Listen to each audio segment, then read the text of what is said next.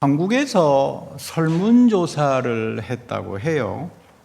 개신교 교회를 중심으로 해서 설문조사를 했는데, 당신은 이제 마지막 때 적그리스도가 누구라고 생각합니까? 그랬더니 이제 1번 대답이 유럽 공동체. 유럽 사람들 참 기분 나쁠 거예요. 독일 사람들, 프랑스 사람들, 이태리 사람들이 적그리스도입니까? 두 번째는 공산주의. 공산주의는 이제 중국 공산당 하나 남아 있습니다만은, 세 번째가 컴퓨터예요. 컴퓨터가 적그리스도가 되면 우리 이거 줌으로 예배 드리기가 좀 어렵습니다.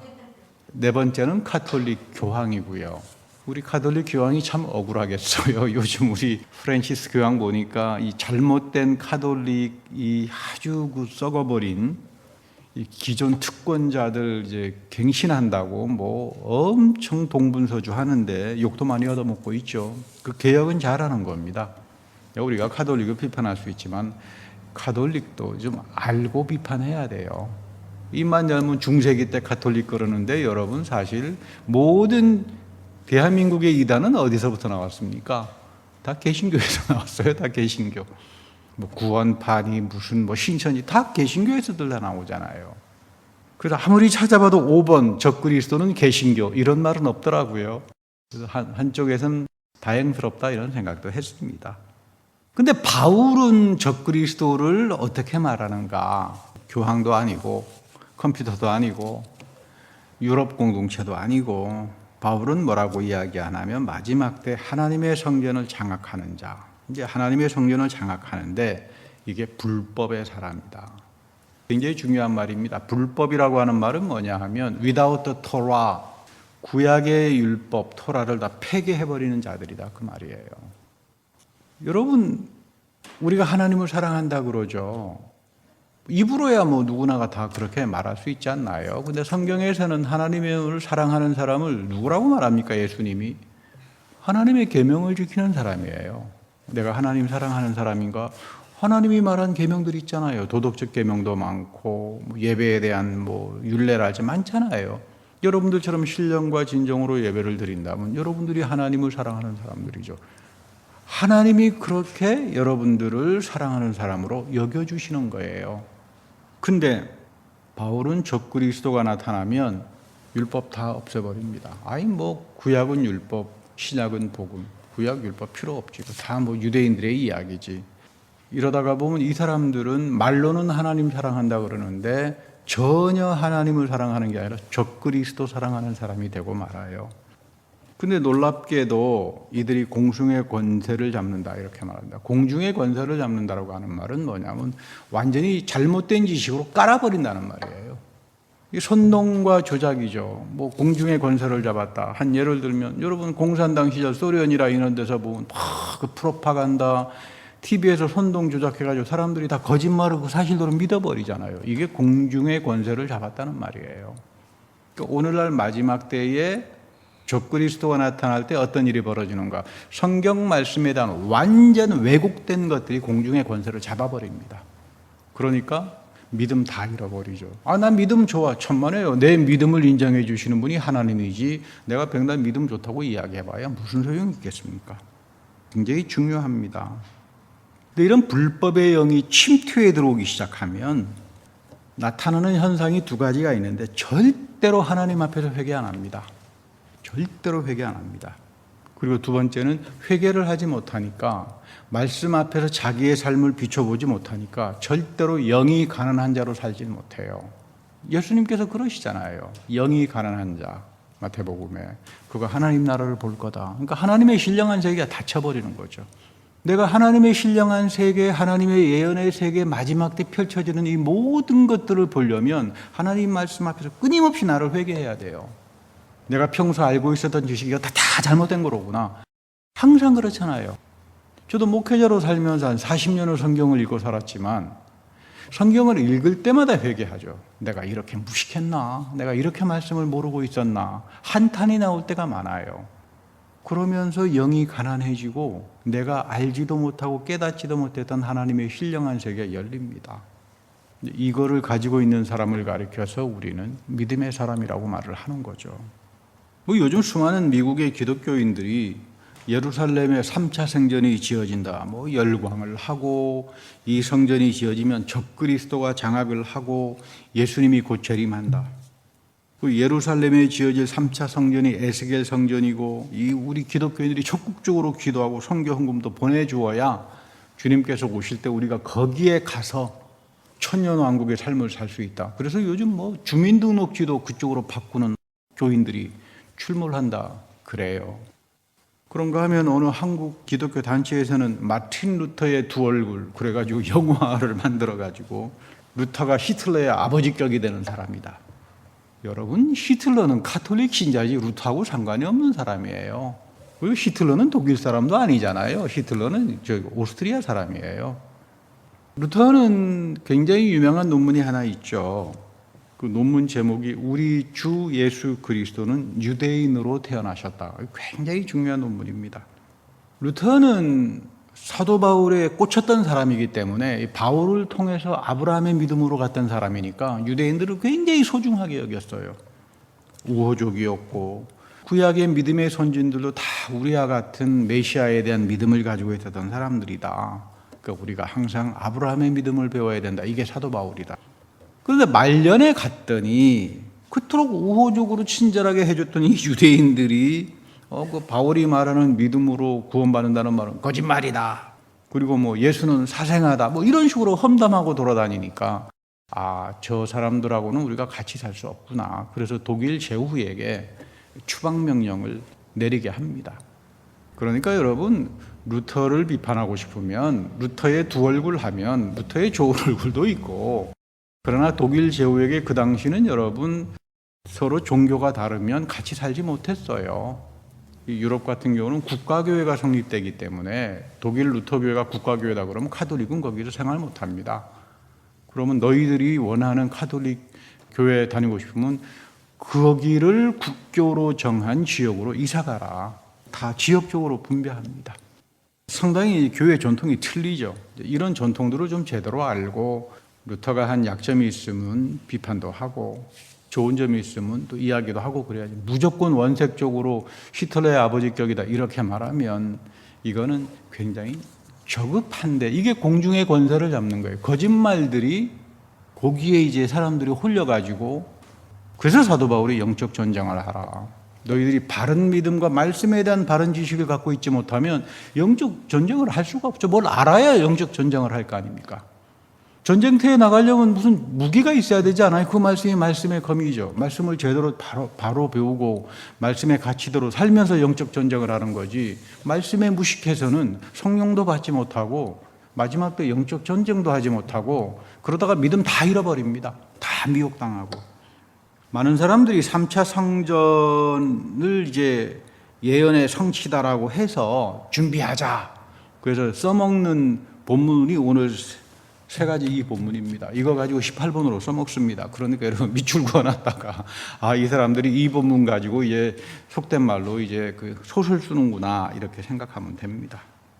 그런데 여러분 놀라운 것은 계시록 21장 22절을 보면요, 참 저를 놀라게 하는 게 새하늘과 새 땅과 거룩한 도시 새 예루살렘 안에 성전이 있다 없다. 대부분 우리가 전부 다 또 있다로 또 동그라미 쳐놨더라고요. 없어요, 성전이. 그러니까 3차 성전에 꼽히지 말라 이 말이에요. 성경이 없다라고 이야기합니다. 여러분 찾아보세요. 제 이야기가 아닙니다. 전능하신 하나님과 하나님의 어린 양이신 그리스도가 우리의 직접 성전이 되어 주십니다. 그러니까 건물로서의 성전은 없어져 버립니다. 이게 광야의 교회가 이어진다는 뜻이죠. 성전에 대해서 우리가 잘 이해해야 합니다. 성경에서 말하는 최고의 교회는 광야의 교회예요. 솔로몬의 성전 아닙니다. 에스겔의 성전도 아닙니다. 광야의 교회죠. 구름 기둥과 불 기둥으로 광야에서 하나님이 교회를 인도합니다. 얼마나 보잘것없어요. 성령과 말씀에 의해서 온전히 다스려집니다. 하나님이 약속해 놓은 제사 예배, 그 제사를 신령과 진정을 가지고 드립니다. 마찬가지예요. 새 언약이 우리에게 왔고 오순절 성령이 내리면서 광야의 교회가 그대로 우리에게 이어지는 겁니다. 이거 붙들고 마지막까지 가는 사람들이 형통하고 축복을 받고 구원의 삶을 사는 거예요. 오늘 계시록 11장 1절과 2절에 보면 천사가 요한에게 지팡이와 같은 갈대를 주면서 하나님의 성전과 그 안에 경배하는 사람을 측량하라. 이 측량한다라고 하는 말은 성장하고 관련이 있어요. 성장하고. 어릴 적에 내가 얼마나 키가 자랐나 그래가지고 벽에다가 금을 대보잖아요. 측량하는 거죠.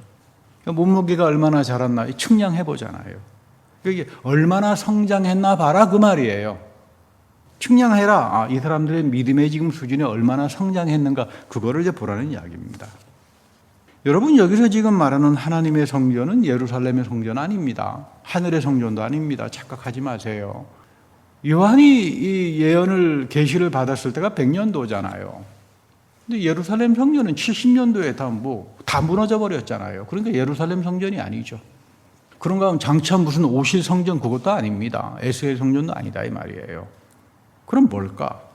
장차 오실 그 성전이 없다 그러잖아요. 성전이 없어요. 마지막 때는. 중요한 건 뭐냐면 하나님께서 예루살렘에 남은 자들을 남겨가지고 믿음으로 자라게 하는 사람들이에요.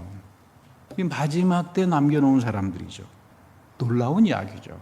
요한아, 너 저기 지금 70년대 로마 앞에 예루살렘 성전이 무너졌다고 실망하지 마라. 내가 그 예루살렘에 남겨가지고 믿음을 자라게 하는 사람들이 있어. 진짜 이 숨이 턱턱 막히는 이야기들이죠. 역사를 읽어보면 놀라움을 금치 못해요. 하나님께서 남겨놓은 자들이 예루살렘에 있었구나. 누굴까 이들이 과연? 예루살렘은 640년도에 모슬렘에 의해서 멸망당하죠. 지배를 당합니다. 640년도에. 근데 640년도 이전까지 기독교 전통이 굉장히 강했습니다. 팔레스티나가. 굉장한 그 전통을 가지고 있어요. 640년도 모슬렘에게 망할 때까지. 그래서 우리 지금 베들레헴에 있는 교회 목사님 이야기할 때 우리는 모슬렘 이전의 기독교인이었다. 그런 말을 하죠. 엄청난 전통이 있었어요. 그리고 모슬렘이 왔는데도 이게 기독교 전통이 워낙 어마어마하니까 세금만 많이 내시오. 이슬람 사람들이 돈 좋아하잖아요. 그러니까 당신은 그냥 기독교인으로 사세요. 대신 우리 앞에 세금을 한 4%만 내세요. 그러면 그냥 믿고 사세요. 세금을 많이 떼먹고는 그냥 기독교인들 많이 박해 안 했어요. 이슬람 사람들이 굉장히 돈을 좋아합니다. 세금을 많이 내면 이제 너희들 기독교 믿게 해주겠다. 유대교도. 그래서 이 사람들이 지금까지 온 거예요. 지금까지. 이 사람들이 지금 팔레스티나 기독교인들이죠. 우리 팔레스티나 기독교인들이 이 본문을 읽으면서 웁니다. 울어.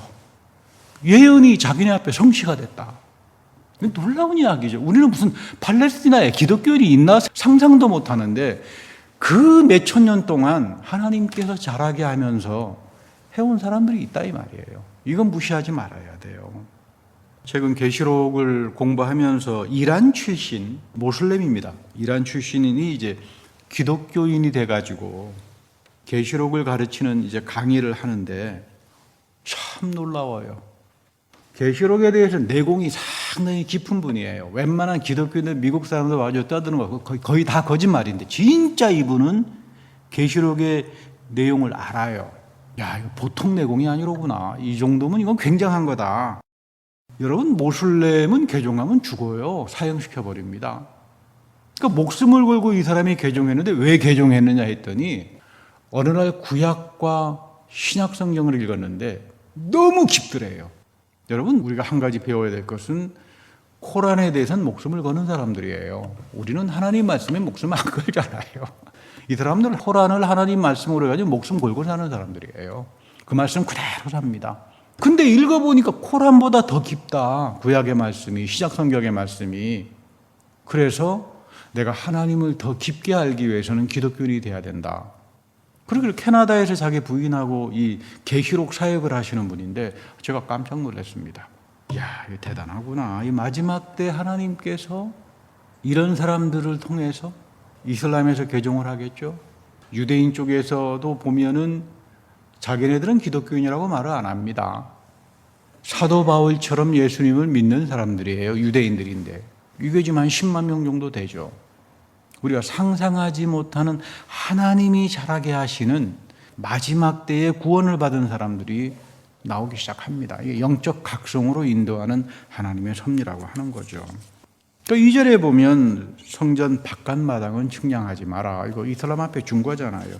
나하고 하나님하고 상관없다. 이건 이슬람에게 준 거다.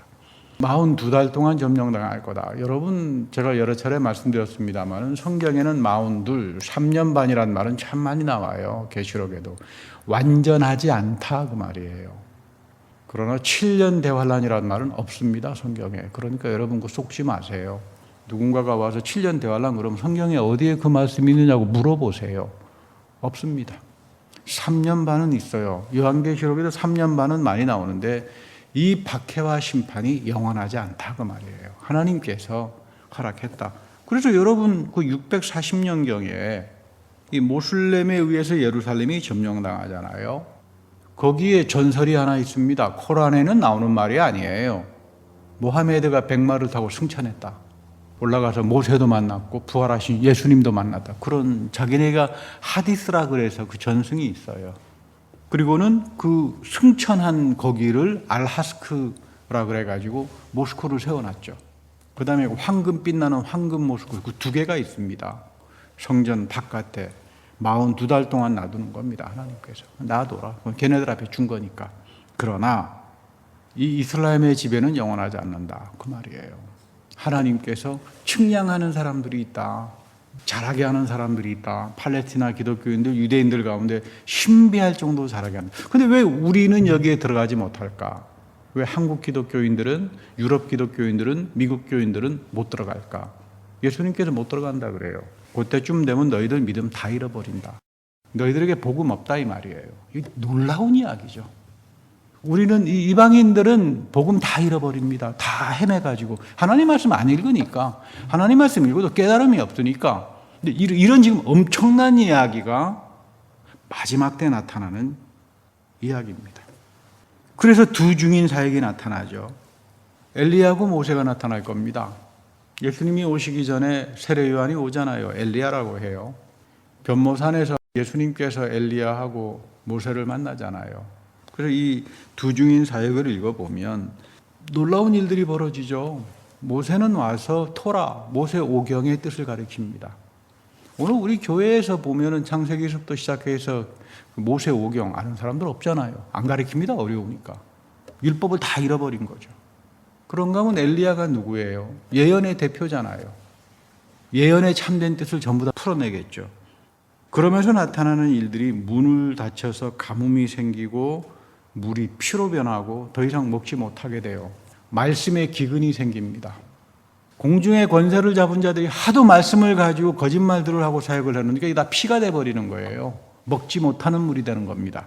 이럴 때에 이 부패와 말씀이 타락하는 시대에 두 증인의 사역이 나타나면서 하나님께서 측량하면서 자라게 한 그 마지막 때 사람들을 통해서 놀라운 일들을 펼쳐나갈 거다.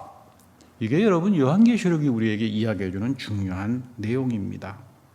그러니까 여러분 구원은 두 가지밖에 없습니다. 제가 지난번 시간에도 말씀드렸습니다마는 삼박자 구원은 성경에 없다. 성경에서 말하는 구원은 두 가지밖에 없습니다. 하나는 항상 우리가 예배를 통해서 말씀과 성령 안에서 주어지는 죄사함의 은총입니다. 여러분 우리가 죄사함의 은총을 받지 못하면 큰일 나요. 내가 죄사함의 은총을 받지 못하면 내 3대째부터 내려오는 죄의 저주가 있잖아요. 이게 무슨 내 잘못입니까? 유전으로 다 들어오잖아요. 내 영과 몸과 마음이 내 겁니까? 다 조상들로부터 내려오잖아요. 그런가 하면 내가 지금 살면서 저지르는 잘못된 점도 이거 다 후손들에게 다 넘어갑니다. 이거를 끊어내는, 이 저주를 끊어내는 게 죄사함의 은총이에요. 그래서 사도 바울이 입만 열면은 예수 그리스도가 십자가에서 저주를 당했고 우리들의 저주가 끊겼다. 이거를 지금 이야기하는 겁니다. 이게 끊겨야 수천 대에 이르는 하나님의 축복이 이어가는 거죠. 그래서 하나님이 주신 게 예배예요. 죄사함의 은총 때문에. 세상 끝날 때까지 지키고 이해를 지키면서 너희들에게 죄로부터 허물로부터 들어오는 모든 저주들을 끊어내라 이 말이에요. 이게 안식의 축복입니다. 이런 사람들이 자기 영혼과 몸속에 예수의 생명이 살아나기 시작하고 마지막 때 하나님 앞에 갈 때 그 영에 그리스도의 부활의 몸을 입고 구원을 받는 겁니다. 구원은 죄사함의 은총하고 몸의 부활이에요. 무슨 7년 대환란이니 휴거니 이런 말 없어요, 성경에. 여러분 오해하거나 착각해서는 안 됩니다. 뭐 어떤 분들은 그게 무슨 구원이냐, 구원은 다 끝났는데 구원에 대해서 염려하지 말자. 나는 몇 월 며칠 구원받은 것도 알고 있고 그날이 나의 회심의 날이다. 뭐 일기장에 써놓아가지고 목사님 내가 몇 월 며칠 가서 다 보고 왔는데 무슨 구원을 이야기합니까? 이런 분도 계세요. 근데 여러분, 이거는 성경이 가리키는 구원이 아닙니다. 여러분, 한번 구원받으면 끝나나요? 히브리서 6장 6절의 말씀입니다. 안 끝나요. 사울왕은, 가룟 유다는, 니골라 집사는 어땠나요? 니콜라는 초대교회 7집사에 속하는 거룩한 성도였는데 최악의 이단으로 끝나고 맙니다. 하나님으로부터 떨어져 나간 자가 됐죠. 사울왕은 어떻습니까? 엔돌의 무당을 찾아가서 사형 선고를 받아버리죠. 가룟 유다는 어때요? 여러분, 이게 지금 우리가 구원에 대해서 나는 다 끝났으니까 이런 생각은 정말로 위험한 생각이에요. 그런 생각 가져다가 큰일 납니다. 미혹당하기 시작하면 헤어나오기 어려워요. 어느 목사님이 간증하는데 자기는 김일성주의 사상을 신봉했대요. 김일성주의. 그래서 어떻게 해서 이제 빠져나왔냐 그랬더니 거기서 빠져나오는 게 무슨 불을 헤쳐나오는 것처럼 그렇게 힘들었다고 막 이야기하는데 제가 보니까 아직도 김일성주의 사상가 같아요. 우리는 이 혈통을 워낙 따지잖아요. 한국 사람들. 순수혈통. 순수혈통만이 따지다가 보니까 백두혈통. 유대인들도 비슷해요. 유대인들 굉장히 혈통이 말쑥하고 순수할 것 같잖아요. 온갖 잡종이 다 들어와 있어요. 유대인들 앞에. 유대인들은요, 어머니가 유대인이면 유대인으로 취급해 줍니다. 그러니까 70년대에 쫓겨나와서 1948년도까지 다시 자기 땅에 돌아가 살 때까지 흩어져 살면서 얼마나 많은 아프리카 사람하고 어머니가, 여자가 아프리카 사람하고 결혼하고 그래서 유대인을 만나는데 아프리카 사람이 유대인이냐? 우리는 어머니가 유대인이니까 할머니가 유대인이니까 유대인입니다. 한국 유명한 인류학자가, 제가 확인은 안 했습니다. 그분이 농담으로 그런 말을 했는지 모르지만 대한민국도 굉장히 많이 섞여 있대요. 우리 무슨 순수 백두 혈통 이런 게 아니랍니다. 그래서 이분의 연구에 따르면 세종대왕 때의 호위무사, 임금이 호위무사가 방글라데시 출신이래요. 부인은 한국 여자고. 여러분, 순수 혈통 이런 거 좋아하지 마세요. 요즘 보니까 국가 이스라엘에 보면은 수장 랍비 제도가 있어요. 국가의 녹을 먹는 어용단체입니다. 국가의 돈을 받아먹고요. 국가단체예요. 이 사람들이 지금 무슨 짓을 하나 하면은 DNA를 조사했답니다. DNA를 쫙 조사해 보니까 아론의 DNA를 가지고 있는 사람을 발견했대요. 아론. 그래서 이제 제사장으로 세운대요. 아론의 옷을 입히고. 그래서 3차 성전 지으면 거기서 희생제사를 이제 드린다. 여러분, 아론의 DNA가 있을까요? 그리고 두 번째, 아론을 선택한 건 하나님이지 무슨 국가가 무슨 너 아론 해라, 너 DNA 보니까 0.0000001이 있으니까 너 이제 아론 제사장으로 해라. 근데 왜 기독교인들을 이렇게 환호하고 박수를 치면서 선교 헌금을 보내야 할까? 저는 참 알다가도 모르겠습니다. 하나님 말씀을 배우지 못하면 이렇게 미혹을 당하는데, 여러분, 3차 성전은 세워집니다. 1968년도에 6.1 전쟁이 벌어지고 난 다음 그때부터 3차 성전 세우려고 이스라엘 사람들은 준비를 쭉 하고 있었어요. 세웠다가 난리가 나니까 그 앞에 아라스크 모스크가 있고 황금도움이 있으니까 3차 세계대전이 벌어지니까 이거 하면 안 된다 그래서 눈치만 이제 보고 있는 거죠. 우리가 분명히 알아야 되는 것은 하나님은 예수 그리스도를 하나님의 어린 양으로 삼으셔서 희생제사, 아론의 제사 다 폐했습니다. 하나님이 폐해버린 것을 기독교인들이 왜 거기 와서 박수치면서 환호해야 되는지, 난 이분들을 기독교인으로 생각 안 합니다. 마지막 때 완전히 미혹당한 사람들이에요. 오늘 에스겔서 26절에 보면 하나님께서 이들과 화평의 언약을 맺어서 영원한 언약을 맺을 거다. 여러분, 가장 중요한 게 성경에서는 출바벨론 전통의 예언자들입니다. 출바벨론. 이사야, 특별히 예레미야죠. 그리고 마지막 요엘까지 굉장히 중요한 출바벨론 예언의 전통인데 새 언약을 주세요. 새 언약은 우리 게 아닙니다. 유대인들이 예수님을 거절하니까 그 새 언약이 우리에게 오순절날 성령의 사건을 통해서 우리에게 지금 이어지는 거지. 저주가 그치고 죄사함이 우리에게 오고 수천에 이르는 믿음의 축복이 나를 통해서 주어지고 이런 엄청난 축복을 받는데 하나님께서 마지막 때에 이스라엘 백성들에게 새 언약을 지키세요. 성령을 부어주신다 이 말이에요. 그래서 스가랴 12장에 보면은 우리가 나무에 찔려 죽였던 그 여호와가 저분이 여호와의 아들이었구나. 온 영적 대각성 운동과 눈물의 회개가 벌어지는데 우리는 3,000명이 회개하죠. 오순절 때. 새 언약이 우리에게 올 때. 마지막 때 이스라엘 백성은 전체가 다 대성통곡을 한다. 그래서 끝나는 겁니다. 그래서 정상적인 유대인들은 성소는 메시아가 오셔서 짓는 거지 우리 인간이 DNA 조사해가지고 아론 갖다 놓고 이런 짓 하는 게 아니다. 큰일 난다. 여러분 조심해야 됩니다. 하나님 말씀을 모르니까 온갖 갖다 붙여가지고 거짓말들을 하고 소설들을 쓰니까 3차 성전 이렇게 되는 거죠. 더욱이 그 24절에 보면 왜 지금 정통파 유대인들이나 아니면 이 잘못된 3차 성전 주의자들이 지금 큰 타락을 하고 있나 하면 여기에 보면 내 종 다윗이 이들의 왕이 될 거다 이런 말을 해요. 다윗 왕가는 끊깁니다. 그래서 164년도 예수님 오시기 전 164년도에 마카비 형제들이 전쟁을 해가지고 하스모니안 왕가를 만들어요. 이건 다윗 왕조가 아닙니다. 다윗의 왕위를 패해버린 사람이 예레미야예요. 저주해버립니다. 하도 엄청난 나쁜 짓을 하는 다윗 왕가의 왕을 보면서 너로 인해서 하나님께서 너를 저주할 거다. 그래서 다윗 왕가가 패해주고 바벨론으로 70년간 끌려가죠. 이후에 만들어진 왕가는 다윗 왕가가 아니라 하스모니안 왕가고 이 왕가가 63년도에 로마에게 멸망을 당하고 헤롯 대왕이 여기에 등극하는 겁니다. 역사적으로.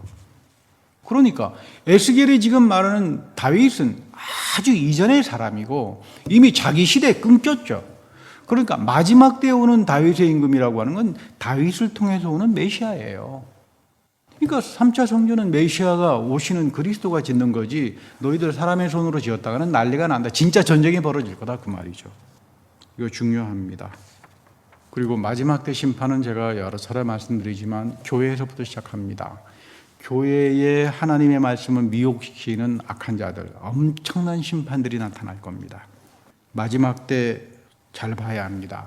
이런 타락에도 불구하고 하나님은 이스라엘을 기억하셔서 새 언약과 성령을 보내주시면서 이들을 일대 각성운동으로 인도하게 되는데 이 역할을 하는 사람들이 결국은 팔레스티나 기독교인들, 이슬람에서 개종한 사람들, 오랜 전통을 가져서 하나님께서 잘하게 하고 준비했던 사람들, 이 사람들이에요. 안타깝게도 우리는 믿음 다 잃어버립니다. 구원 다 잃어버리고 그리고 3분의 1이 죽는다 그럽니다.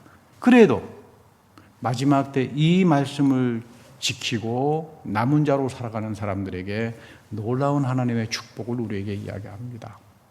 우리가 예루살렘의 평화를 위해서 기도할 줄 알아야 되고 잘못된 3차 성전에 대한 이 종말론 이런 데 여러분 미혹당했다가는 나에게 잘못 들어오는 악한 영에 의해서 내 삶이 다 파괴가 되고 맙니다. 깨어있고 말씀을 제대로 배우고 영적 전쟁을 하면서 사는 여러분들이 되기를 축복합니다. 다시 기도하겠습니다. 하나님 새롭게 하시고 말씀 안에서 새로워지게 하시고 그 말씀을 통하여 항상 회개하며 주님 앞에서 죄사함의 은총을 통하여 혼란스럽고 모두가 혼미하고 무엇이 진실인지 알 수 없는 이 세태 속에서 하나님의 신령한 세계와 주님의 새 언약의 언약을 굳건히 지키며 살아가는 주님의 귀한 백성이 다 되게 하여 주옵소서. 우리 구주 예수 그리스도의 이름으로 감사하며 기도드립니다. 아멘.